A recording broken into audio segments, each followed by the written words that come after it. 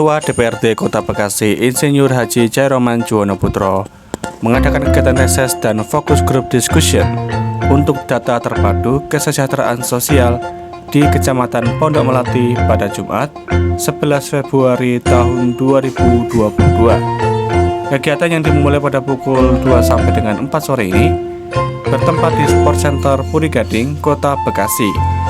Dalam reses kali ini dihadiri juga oleh anggota DPR RI fraksi PKS Komisi 8 Haji Nur Azizah Tamhid dan Kepala Dinas Sosial Kota Bekasi Dr. Haji Ahmad Yani. Apa yang menjadi penyebab tidak meratanya dana bantuan yang harusnya sudah diberikan untuk bulan Januari ini sehingga masih jumlah 13.000 saldo kosong.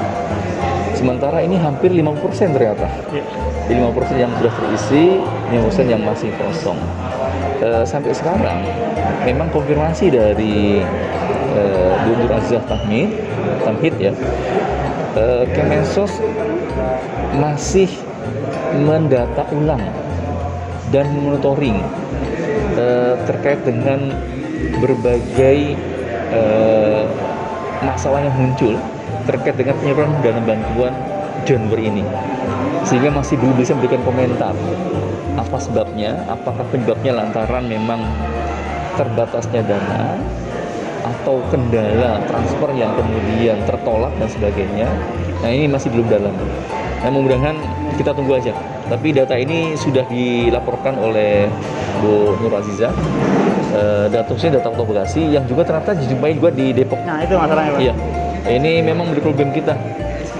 Biar nanti kita tunggu aja penyelesaiannya, karena memang bukan di kita, tapi lebih banyak masalah itu di pusat. Terkait DTKS gimana?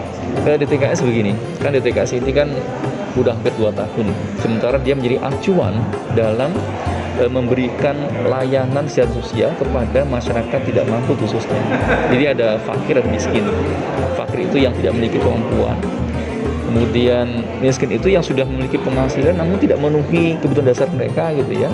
Nah, ini tentunya terkait dengan 4 program yang selama ini sudah berjalan, yaitu bantuan pangan non tunai, program keluarga harapan, kemudian kartu Indonesia Sehat, kartu Indonesia Pintar, maupun PBI atau penerima bantuan iuran BPJS Kesehatan. Nah, 4 ini tambah dengan nanti program lain, itu pasti mengacu pada DTKS, sehingga DTKS sangat strategis, khususnya untuk menjamin tidak boleh ada orang yang memang mereka nggak layak hidup, nggak dapat bantuan. Nah, ini kemudian kita berharap dengan peran daripada koordinasi pemerintah daerah yang mengupdate data, tadi pun sudah dapatkan keluhan dari Kasih Kesos bahwa seringkali updating yang dilakukan di musyawarah kelurahan sudah disampaikan, berita acara juga ada, sudah diakumulasikan oleh camat, oleh dinas sosial, ternyata tidak terupdate di pusat. Nah, problemnya di mana? Nah, kita juga karena baru pertama kali ini kita mensinkronkan dengan anggota DPR RI, mudah-mudahan hasil daripada komunikasi dan koordinasi kita bisa mengungkap apa kendalanya dan tidak terulang kembali. Karena kita berharap DTKS ini adalah langkah awal yang memang berkesinambungan harusnya, di akuntabel, baik dan berkesinambungan, di mana terus update, jangan sampai ada orang yang memang layak tapi masuk di dalam DTKS, sementara yang tidak layak tidak masuk mendapatkan dana bantuan.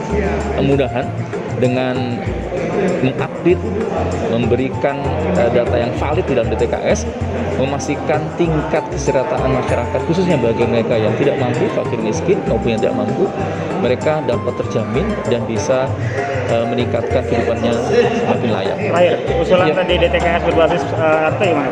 Ya, itu memang menjadi kendala kita adalah bagaimana menghilangkan kepentingan-kepentingan sifatnya, maaf ya, bisa lantaran politik, bisa lantaran ormas dan sebagainya. Sementara yang mengetahui persis kondisi tidak mampunya seorang itu adalah level RT maupun RW. Nah, melibatkan RT RW saya pikir sangat baik. Tinggal masalahnya kembali ya, ini kan kita butuh integritas. Jangan sampai nanti muncul masalah baru, yaitu ketua RT RW juga kan ada konflik kepentingannya. Dan memang yang paling penting adalah bermusyawarah.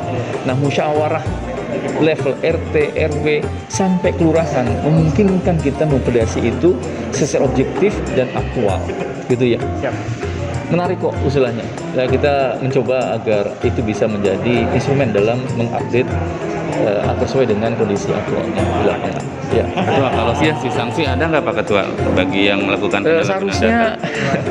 memang harusnya ada.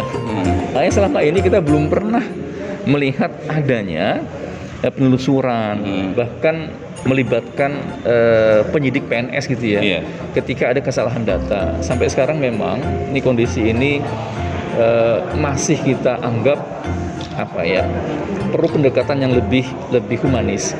Jadi bukan kepada hukum lebih dahulu, kecuali memang ada pihak yang dengan menyengaja merubah, memanipulasi gitu ya, data yang berimplikasi sangat luas. Kalau cuma hanya 1, 2 gitu ya, kalau mudahan kita bisa menolirnya.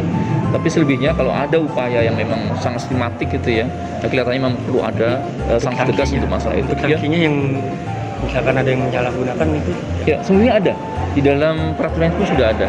Karena setiap data itu terkandung amanah dalam kaitan nasib masyarakat yang memang tidak mampu. Yang kedua, kerugian negara apabila orang yang mampu ternyata mendapatkan itu.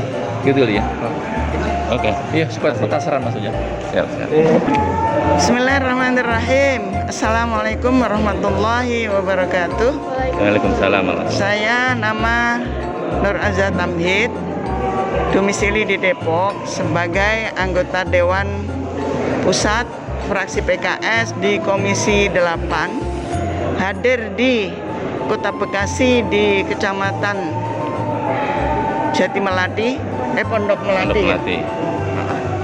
Ini atas undangan Bapak anggota Dewan DPRD Kota Bekasi, yaitu Bapak Khairuman, yang dalam hal ini yang dibahas dalam reses ini terkait DTKS, Data Terpadu Kesejahteraan Sosial, yang ini memang selalu menjadi permasalahan di masyarakat. Sehingga kaitannya dengan saya di Komisi 8 sebagai anggota Dewan, saya memang punya tugas untuk memberikan advokasi. Yang oleh karena itu, insya Allah saya akan juga mengadvokasi di 2 kecamatan ini terkait DTKS. Kalau sudah ada pemutakhiran data, saya bisa ikut mengawasi turunnya bantuan-bantuan, kemudian dan lainnya dari Kemensos, dari data-data yang dikirim ke Pusdatin Kemensos juga saya harapkan ditembuskan ke saya, sehingga saya bisa ikut mantau. Ini yang perlu saya sampaikan. Wassalamualaikum warahmatullahi wabarakatuh. Pak Kadis, tadi ini kan rapat reses antara Bang Coy dan DPR RI. Apa saja pembahasan yang diusulkan? Yang pertama, saya mengharapkan memperhatikan ke bawah gitu untuk mendapatkan kesejahteraan lah, khususnya untuk masyarakat. Walaupun sekarang ada sedikit yang perlu diperbaiki, tapi perhatian ini ya cukup pengen menghasilkan yang terbaiknya, yaitu bagaimana masyarakat bisa mendapatkan kesejahteraan gitu ya, sesuai dengan visi misi Kota Bekasi. Gitu. Kalau untuk pendataan Pak, apakah sudah update Pak? Insya Allah karena tiap bulan ya. Kalau di kami berusaha untuk seperti begitu, tapi kalau misalkan ketika disampaikan ke sana dan balik lagi seperti itu, ini yang akan saya sekarang benar-benar diperhatikan, karena terus terang saja sekarang ini seharusnya memang pada saat disampaikan ke sana itu kita perhatikan angka berapa yang disetorkan, terus pada saat kembali dari sono ada yang dikurangi atau ada yang lebihi gitu. Nah, itu yang benar itu. Yang kedua, bagaimana updating data ini memang benar-benar valid empirik. Kalau masih itu juga, walau alam di mana kesalahannya ya kalau dibilang salah, tapi kalau mungkin kehilapan, mungkin di mana kehilapannya. Tapi kami selalu berusaha untuk ke arah sana. Memang kadang keterlambatan itu bisa terjadi karena kita tidak mudah ya untuk verifikasi. Kita kan harus sanding dulu dengan Dukcapil gitu ya. Harus bertanya dulu ke ke yang terkait, sehingga untuk